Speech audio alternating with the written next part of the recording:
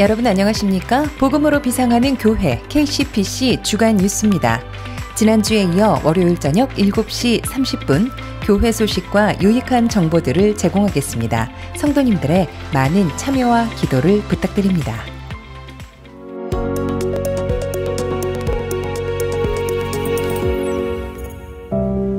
첫 번째 소식을 알려드립니다.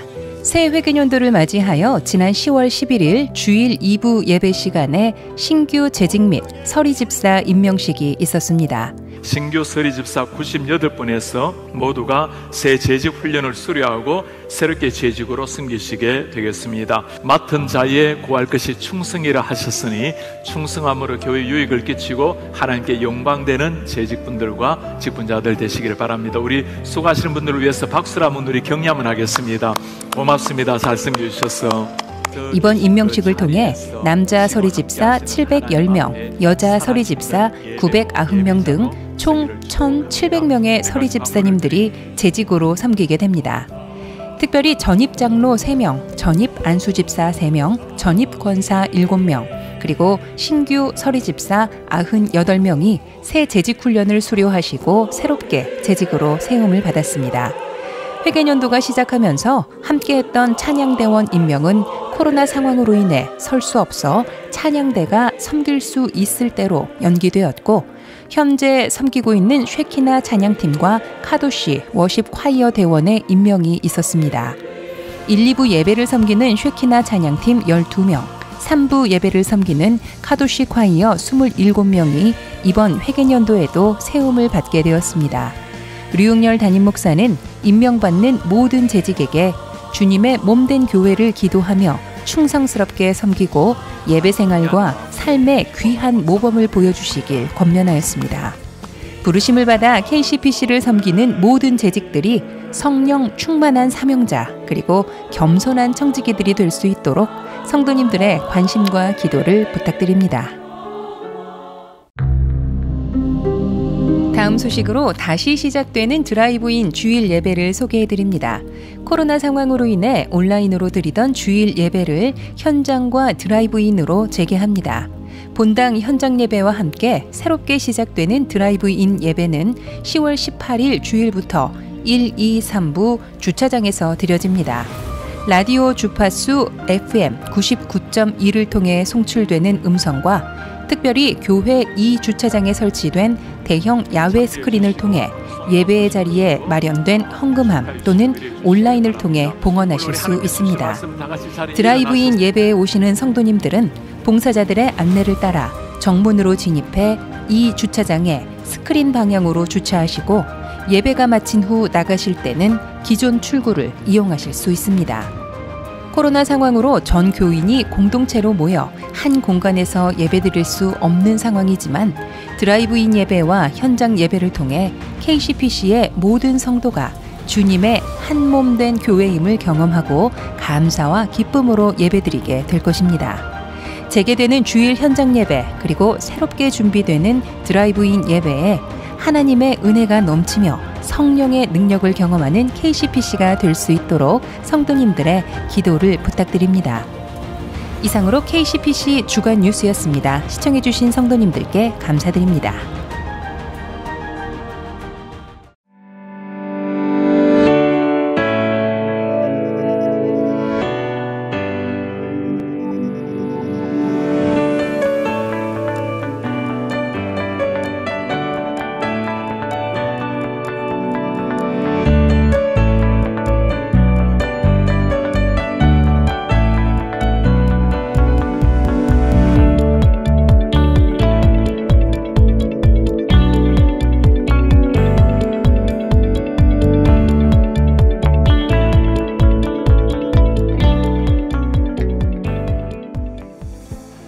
우리 사랑하는 성도님들 한 주간 평안히 잘 지내셨나요? 이번 주는 참 산천 아름답게 단풍으로 물들어갑니다. 단풍을 볼 때마다 그런 생각을 하게 됩니다. 한번 단풍이 물들고 나면 절대로 이전으로 돌아가지 않죠. 우리의 삶도 예수 그리스도로 말미암아 깊이 물들어서 주님과 함께 평생 아름답게 동행하는 삶이 되기를 바랍니다. 우리 KCPC를 생각하면 참 많은 고마운 것 중에 하나가 우리 청년들입니다. 청년들 모습을 볼 때마다 지난 역사도 아름답지만 미래가 더욱더 밝아진 우리 교회의 미래를 보는 듯합니다. 오늘 우리 청년들, 우리 교회의 허리와 등뼈와 같은 역할을 하는 청년들, 섬기는 우리 공성 목사님과 간용사의 청년들 만나보도록 하겠습니다.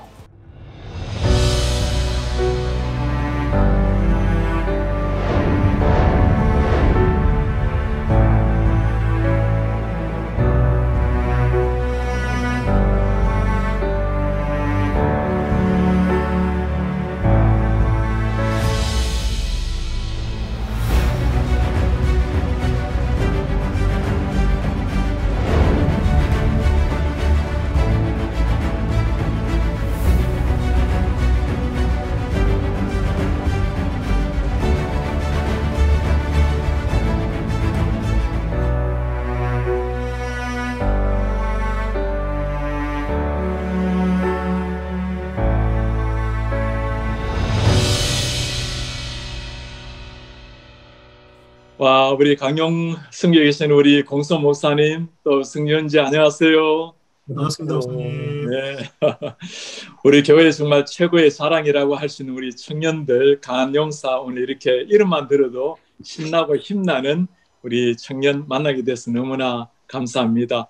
우리 잠시 한번 강용사가 어떤 곳인지, 어떤 분들이 있는지 소개 한번 해주시겠습니까? 네, 강한용사는 이제 26살 이상 된 청년과 또 30, 40대 그렇게 청년들이 이렇게 같이 교제하면서 또 사역하면서 활동하고 있는데요. 북버지니아, 메릴랜드, 또 DC까지 그렇게 포함해서 좀 위주로 사역을 하고 있습니다. 아, 그러시군요. 요즘 청년들 교회에 나오는 거 참 쉽지 않은 시절인데 그래도 우리 강원용사 많은 젊은이들 이렇게 참 멋지게 하는 나라에 이루어가는 걸 보면서 너무나 감사를 드립니다. 우리 강원용사가 가장 핵심적으로 중점적으로 추구하고 있는 강원용사의 핵심 사역 비전은 어떤 것이 있습니까? 네, 강한용사는 교회의 비전인 더 센트를 그대로 이어받아서요. 이 마지막 때 더 센트 강한용사로서 이 지역에 하나님 나라를 오게 하는 그런 사명과 소명을 감당하고 있습니다. 교회의 비전이 우리의 비전이고 또 교회의 소명이 우리의 소명인 것을 믿고요. 젊은이들이 열심히 마지막 때 강한용사로서 살아가고 있습니다. 네, 온 교회가 추구하고 있는 글로컬을 품는 더 센트의 사명. 우리 강한용사도 원래는 우리가 팬데믹 때문에 어쩔 수 없었지만 해마다 이 사명을 가지고 선교지도 많이 다니고 있죠. 네, 목사님 많은 선교지와 또 많은 외부 사역을 감당하고 있습니다, 목사님. 네, 우리 성령 형제께서도 최근에 다녀온 선교지가 어디 좀 있으셨나요? 저는 이제 국내 위주로 많이 다녔었는데 마지막에 다녀온 것은 그 뉴욕에서 저 노방전도하는 그런 사역도 있었고 해외 사역은 뭐 네팔도 갔었어요. 아, 그래요. 우리 국내뿐만 아니라 국외에 활발하게 더 센터의 사명을 감당하는 우리 청년들 참 고맙습니다. 요즘은 팬데믹 상황 속에서도 청년들의 예배는 끊임없이 잘 이어왔는데 이런 상황이 어떤 식으로 예배를 하고 예배 이외에도 다른 소그룹 활동을 어떻게 하는지 좀 소개해 주실래요? 네, 목사님 현장 예배가 재개되면서 현장 예배와 온라인을 같이 지금 병행하며 예배하고 있고요. 특별히 현장 예배든 온라인이든 예수겔 말씀에 나와 있는 여호와 삼마의 메시지를 붙들고 현장 예배도 계시고 온라인에도 임재하시는 그 하나님을 계속해서 선포하고 예배하고 있습니다. 순모임 같은 경우는 온라인으로 지금 스몰 그룹으로 모여서 총 12개의 순이 모여 있고요. 많은 지체들이 함께 참여해서 온라인상에서 줌으로 하나님께 은혜를 받은 것들을 나누는 귀한 시간들을 갖고 있습니다. 네, 우리 청년들이야 환경 상황을 뛰어넘는 믿음의 용사들이니까 지금까지도 그리 해왔고 앞으로도 더 멋진 비상을 기대하고 있습니다. 우리 교회도 우리 청년들 바라보면서 기대하고 참 감사한 일이 많은데 또 기대하는 일들도 많습니다. 우리 교회가 지나온 날들 47년 가까이 역사도 아름답지만 앞으로 하나님 나라를 이루어가려면 청년들의 어깨 위에 큰 사명이 놓여져 있다고 볼 수 있는데 그런가 하면 또 청년들도 우리 교회에 바라는 것들도 들어있을 것 같아요. 우리 청년들은 어떤 것을 가장 기대하고 바라고 있습니까? 예, 요즘 같은 또 팬데믹 시간대에 저희들이 여러 가지 사역을 준비를 하고 있는데 그런 사역하는 방면에서 팬데믹 그런 식스핏 지키고 그런 거에 대한 제재가 많이 있는데 네. 그런 것들 저희들이 많이 사역 아이디어를 내면은 작년부도 많이 서포트 해주셨으면은 좋겠습니다. 예를 들어서 여기 이제 제 선교팀장 민지라고 하는데요. 제가 네. 같이 선교팀 준비하면서 이번에는 뭐 홈레스 단기 선교를 준비를 하려고 하는데 그렇게 되면은 이제 여러 가지 식스핏 지키고 그런 여러 가지 아이디어들을 제안을 할 텐데 그런 것들 작년부께서 좋게 봐주시고 서포트 해주셨으면 감사하겠습니다. 네, 우리 청년들 마음껏 비상의 날개를 잘 펼쳤으면 좋겠고요. 또 교회에도 우리가 그런 심정입니다. 우리 어깨 위에 서서 더 높은 하나님의 나라를 바라보시고 마음껏 비상하시라고. 앞으로도 또 교회에 바라시는 게 있으면 잘 말씀해 주시고 우리 강은 용사들 지금까지도 주님의 진정한 용사로 살아오셨는데 앞으로 강은 용사를 통해서 이 지역의 수많은 젊은이들이 변화되고 하나님의 나라를 확장시켜 나가는 멋진 더센트의 사명 잘 이루기를 기대합니다. 강은 용사를 위해서 늘 수고해 주시는 우리 공성 목사님 감사하고 승리 형제 너무나 감사합니다. 힘내십시오. 고맙습니다.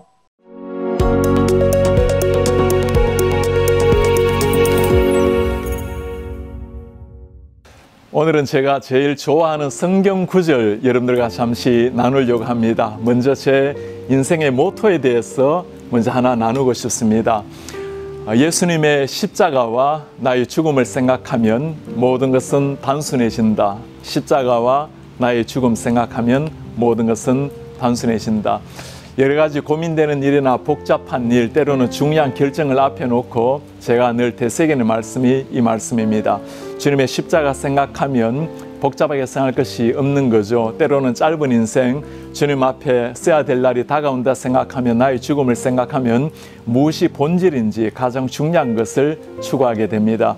대학교 1학년 때 예수님을 만났을 때 제가 훈련받았던 선교단체에서 해마다 한 말씀, 요절을 가지고 그 말씀 가지고 따라가는 훈련을 한 적이 있습니다. 첫 해 제가 주님을 만나고는 마태복음 6장 33절을 요절 말씀으로 정하고 한참 훈련을 했을 때가 있습니다. 너희는 먼저 그의 나라와 그의 의를 구하라. 그리하면 이 모든 것을 너희에게 더하시리라. 먼저 그의 나라와 의를 구하라. 아주 심플한 질문입니다. 하나님께서 원하시는 것이 무엇일까? 그거 생각하고 원하신다 생각하면 앞뒤 가릴 것 없이 던지는 인생. 그때 제가 참 많이 읽었던 책이 찰스 헬던의 예수라면 어떻게 하실까라는 질문책이었습니다. 주님이라면 어떻게 하실까? 오스왈드 스미스의 책도 참 많이 읽었는데 그리스도의 마음, 하나님께서는 어떤 마음을 원하시는지 그리고 하나님이 쓰시는 사람, 어떤 사람인지 읽으면서 먼저 그의 나라와 의를 구하기 위해서 참 뛰어다녔던 20대 대학교 1학년 시절이 있었습니다. 시간이 지나가면서 제 평생의 요절 말씀, 제가 예수 그리스도를 따라다니면서 정말 이 말씀대로 그리고 그 말씀을 통해 예수님을 더 깊이 알아가기를 원했던 말씀은 빌립보서 2장 5절에 바울이 고백했던 말씀입니다. 너희 안에 이 마음을 품어라. 곧 그리스도 예수의 마음이니. 제가 바울을 참 좋아하기도 했지만 어쩌면 예수 그리스도의 마음을 가장 잘 보여주는 말씀이 바로 이 구절이 아닌가 생각이 듭니다. 하나님과 동등됨으로 취할 것을 여기지 아니하시고 자기를 비워서 종의 형체로 이 땅에 오신 주님, 죽기까지 순종하고 복종하셨던 주님, 너희 안에 이 마음을 품어라. 그리스도 예수의 마음이니. 예수님의 마음을 품으면 어떤 일이 일어나게 될까요? 아마 용서하지 못할 일이 없고 품지 못할 일도 없겠죠. 제 생에 예수님처럼 살아낼 수 있다면, 예수님의 흔적 그림자라도 따라갈 수 있다면 하고 참 주님을 위해서 달려갔던 20대 초반의 시절이 있었습니다. 너희 안에 이 마음을 품어라. 그리스도 예수의 마음이니. 그렇게 훈련하다가 어느 순간 저에게 위기가 찾아왔습니다. 이 말씀을 정말 깊이 묵상을 하니까 저는 예수님의 마음을 품기에는 너무나 부족한 사람이고 결정적으로는 나 같은 죄인이 예수님의 마음을 품고는 살아갈 수가 없다라는 사실을 발견하게 된 겁니다. 그것이 어려워서이기도 하지만 더 저에게 위기는 그렇게 살아가게 되면 정말 제 자신이 완전히 사라져버리고 저라는 인생 자체가 사라진다라는 것을 발견하게 되니까 그때부터는 그 기도를 하기가 너무나 어려웠습니다. 정말 제가 예수님의 마음을 품고 예수님처럼 살기를 원하는가라는 걸 가지고 참 심각하게 몇 년 동안 고민을 했던 적이 있습니다. 그때 제가 주님 앞에 이 위기를 이기게 만든 것이 기도였습니다. 제가 제 힘이나 제 능력, 제 재능, 때로는 제 훈련 열심으로 할 수 있는 것이 아니고 그것도 하나님께서 은혜를 주시고 은사를 주셔야 가능하다는 것을 깨닫게 되었습니다. 그때부터 주님 앞에 참 기도를 한 제목이 있습니다. 주님, 제가 제 육신을 완전히 죽이시고 제 자아를 죽이시고 그리스도의 영이 저를 완전히 지배하셔서 그때 하나님이 저를 통해서 나타나 주십시오. 그러면 제가 노력해서 그리스도의 마음을 품는 것이 아니고 하나님께서 제 속에 살아나시면 그때 저의 말이나 행동이나 모든 것들이 주님이 원하시는 삶이 되겠죠. 이 말씀을 위해서 제가 늘 자신에게 읊조리는 말씀이 갈라디아서 2장 20절의 말씀입니다. 내가 이제 그리스도 예수와 함께 십자가에 못 박혀 죽었나니 그런즉 이제는 내가 사는 것이 아니요 그리스도께서 사시는 것이라. 내가 그리스도를 위해서 살아가는 것, 아직까지 육체를 가지고 살아가는 것, 하나님의 영광을 위해서 사는 것이라. 내가 죽고 내 속에 예수의 영이 살아나게 되면 그때 정말 예수 그리스도의 마음을 품는 사람의 삶이 되겠죠. 우리 성도님들 땅 위에 살아가면서 우리가 다 부족하고 다 죄인된 사람이지만 우리를 통해서 그리스도의 그림자가 나타날 수 있다면 그보다 더 영광스러운 삶이 어디에 있겠습니까? 때로는 우리의 말로 전도하는 것이 아니라 그리스도를 닮아가는 성품, 주님을 따라가는 삶 자체가 그리스도를 향한 증거, 전도의 삶이 될 것입니다. 언젠가 우리가 이 땅을 떠나서 주님 나라에 이르게 되면 이런 기도는 필요가 없겠죠. 그때는 우리 모두가 다 그리스도를 닮은 그리스도의 제자가 되어 있을 것입니다. 땅 위에서 주님의 제자로 살아가는 것, 예수님의 마음을 품고 살아가는 것, 너무나 위험하고도 참 이르기 어려운 기도 제목입니다. 그럼에도 불구하고 주님께서 우리에게 부탁하시는 것처럼 너희는 나를 본받는 자가 되라는 것처럼 누구든지 나를 따르는 자가 자기를 부인하고 나를 따라라는 말씀처럼 우리 이 말씀과 함께 이 깊어가는 가을에 주님 깊이 묵상하고 주님 닮아가고 주님과 동행하는 삶이 되시기를 축복합니다. 우리 사랑하는 성도님들, 참 아쉽게 지난 3주 동안 온라인으로만 예배를 하게 되었습니다. 그럼에도 불구하고 전심으로 예배하신 우리 성도님들께 참 감사한 마음입니다.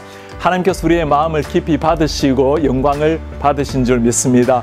이제 오는 주일부터는 현장 예배를 재개하게 됩니다. 또 대형 스크린을 준비해 놓고 야외 예배, 드라이브인 예배도 함께 준비를 하고 있습니다. 우리 성도님들, 사랑하는 자녀들과 함께 일어나서 예배 현장에서 함께 예배하는 시간 되기를 바랍니다.